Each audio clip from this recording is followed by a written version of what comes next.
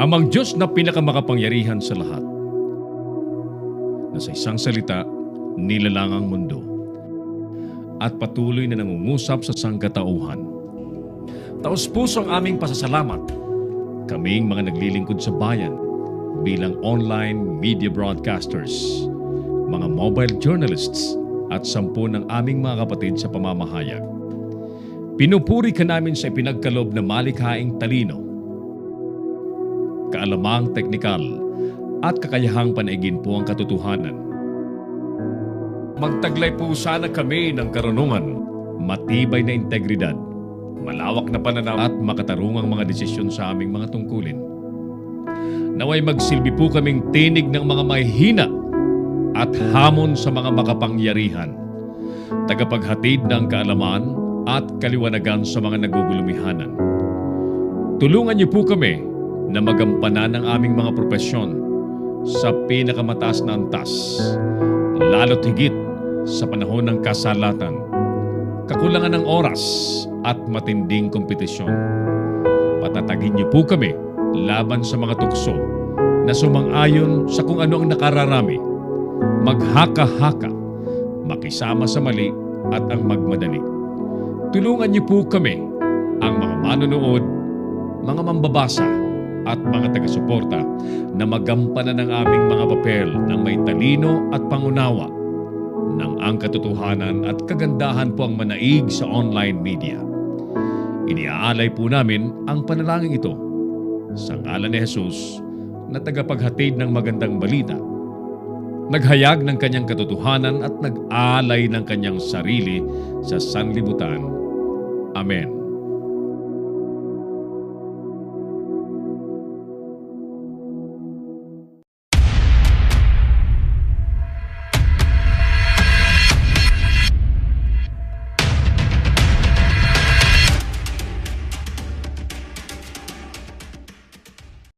Narito ang mga isyong dapat abangan sa Kamaong Asero.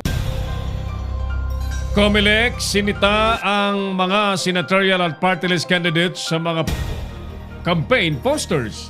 Mga kandidatong di tatanggalin ang mga bawal na campaign materials, kakasuhan ng Comelec. Mga lalabag naman sa kampanya, binabantayan din ng NAVREL. Immigration Bureau, sasampahan na ng deportation case ang Chinese na nanaboy ng taho sa pulis. Bulto ng cocaine na recover ng mga otoridad sa Camarines Norte.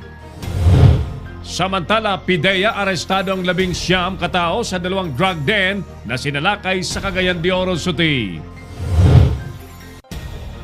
Duterte nais palitan ng Maharlika ang pangalan ng Pilipinas. Alkalde naman ng Davao umapila na pabakunahan ang mga bata ng measles vaccine. At hosting ng SEA Games Surfing Competition, pinaghahandaan na po ng lalawigan ng La Union.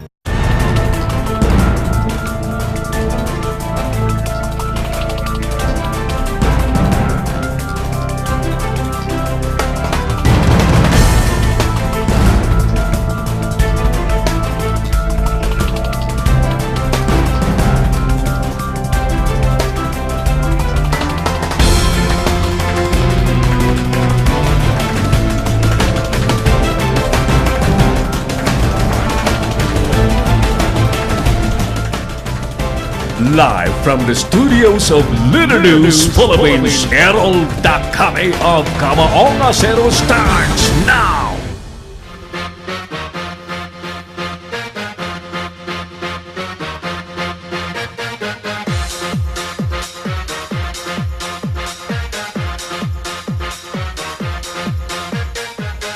Sang-ayon ba kayong mapalitan ng pangalang Maharlika ang pangalan po ng ating bansang Pilipinas? Repeat. Sang-ayon ba kayo na palitan ng pangalang Maharlika ang pangalan po ng bansa nating Pilipinas? Magandang hapon po sa inyong lahat. Ako na po ito, si Errol Lacame. Welcome po sa pandaigdigang broadcast ng Kamaong Asero sa Leader News Philippines. At ang ating programa po ay telecasted sa Pinoy Extreme Channel. Ang Pinoy Extreme Channel po ay isang nationwide television na makikita po sa Signal Cable Channel 106, Sky Cable Channel 217, Cable Link Channel 59, Destiny Cable Channel 84, at sa 500 pang iba't ibang mga cable companies sa buong kapuluan.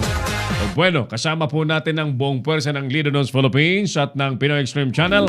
Ang programa natin this afternoon ay pinalilipad na ni Clarence Andaya, habang yung ating Operations Head Engineer Oliver Lico ay parang nanghihina pa rin na, pero kailangan niya ng tumakbo. Palagay ko hindi naman senador ang tinatakbo nito. Katuwang po natin sa paglilingkod siyempre ang ating mga Leader News reporters. Ang ating telepono tulad pa rin po ng dati 0927-494-2175 at 09497365,000. Batiin ko lamang ng magandang hapon at kumusta ang mga taga Sumaraga ba yan? Samar? Sumaraga ba yan? May mga suki tayo dyan sa Sumaraga Samar na napapanood yung ating program pagka bandang umaga. Ang programa kasi natin sa Pinoy Extreme Channel ay 2 beses pong ipinapalabas. Alas 5:30 po ng hapon at alas 4 po ng umaga. No? Sumaraga. Ayan. Baklay Family. At yung mga taga Mindanao area na patuloy na nagtitext po sa atin, pinababatid na sila po yung nanonood. Thank you, thank you. Bueno naman nung sumili po sa ating programa at suki po natin, walang kaduda-duda, si Sir Darrell Solis de la Vega.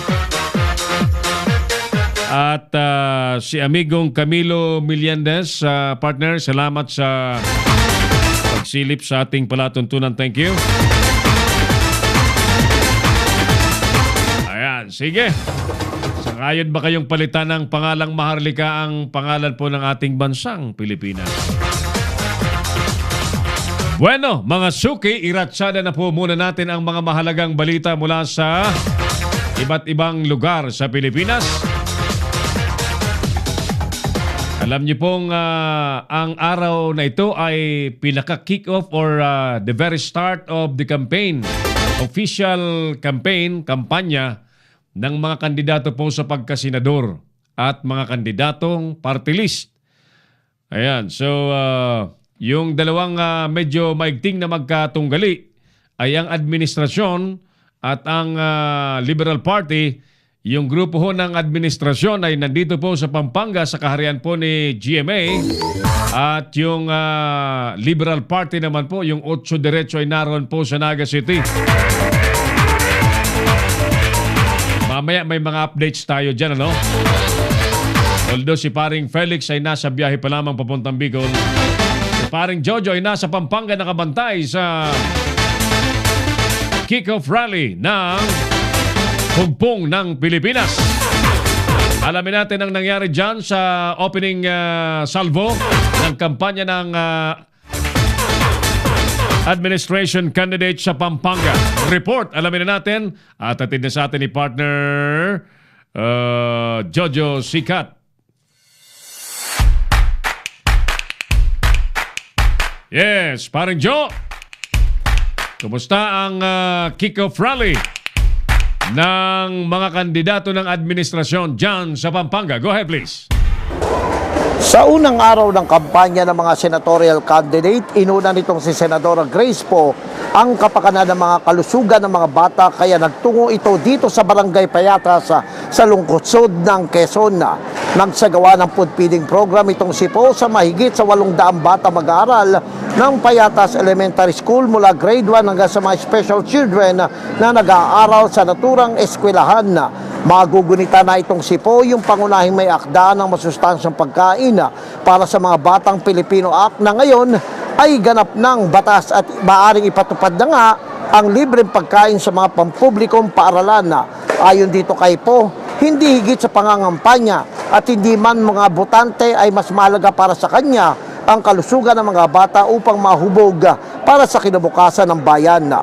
Ayon kay Poe, mga bata hindi botante, pero sila naman talaga yung sa umpisa pa lang, alam naman ninyo, yun yung talagang pinaglaban ko sa Senado na dapat yung pinakamahihirap at yung mga nangangailangan talagang unahin, eh yung mga bata talaga yun.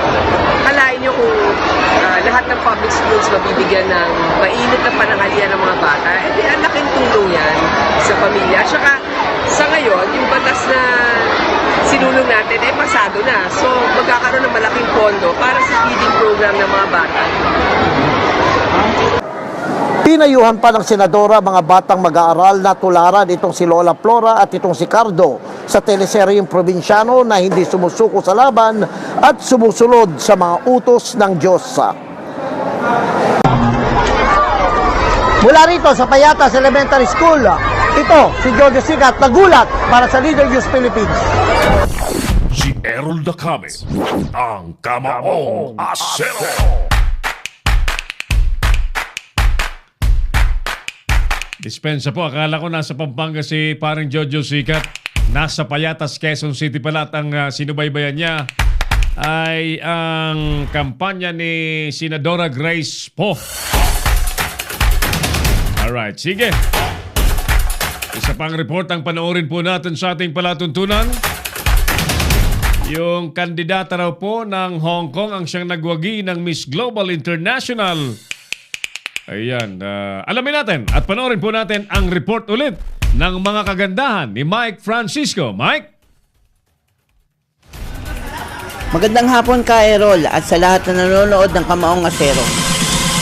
Ginanap kagabi ang Coronation Night ng Miss Global International sa Resort World Manila.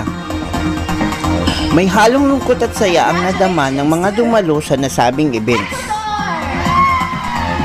Makikita sa una ang buong suporta ng mga Pilipino sa kandidata sa iba't ibang bansa, lalo na ang pambato ng Pilipinas.